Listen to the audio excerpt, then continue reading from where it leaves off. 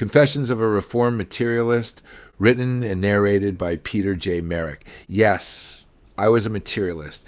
Growing up, I unknowingly subscribed to the religion of materialism, surrounded by people and a society that worship possessions and status symbols over values, people, and deep introspection. Beneath this fake facade, I felt a deep emptiness, a spiritual void that no amount of material wealth and status could ever fill. The first glimmer that there was another way to approach life was sparked over 3 decades ago when one of my great teachers gave me a copy of Martin Buber's groundbreaking 1922 work, I and Thou. This book served as the catalyst for my awakening. Through his profound insights, Buber illuminated the insidious ways in which our materialistic culture objectifies both people and the world around us, reducing everything and person to a mere commodity to be used, consumed, and discarded. I would like to share a tale that, for me, vividly illustrates the downfalls of materialism, our relentless pursuit of wealth and possessions at the expense of true spiritual fulfillment and nourishment.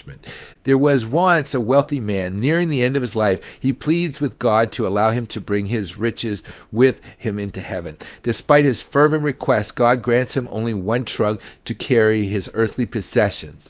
Confident that his wealth will secure him favor in the afterlife, it's filled with gold bars as he reaches heaven's gates. To his dismay, he discovers that heaven's streets are already paved with gold, rendering his earthly treasures utterly meaningless in the divine realm. Here, I'm reminded of Oscar Wilde's poignant words, "A cynic knows the price of everything and the value of nothing." This echoes for me of the emptiness of a life consumed by only material pursuits and status.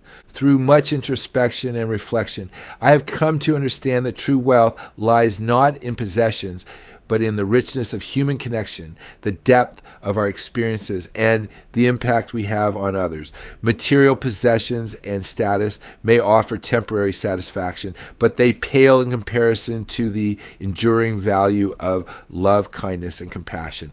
I'm still a work in progress. I am not dead, not yet. There is still time. As I shed the trappings of materialism, I aim to embrace a new way of living in the last stage of my journey, a life guided by gratitude, generosity, and a deep appreciation for the miracles of existence.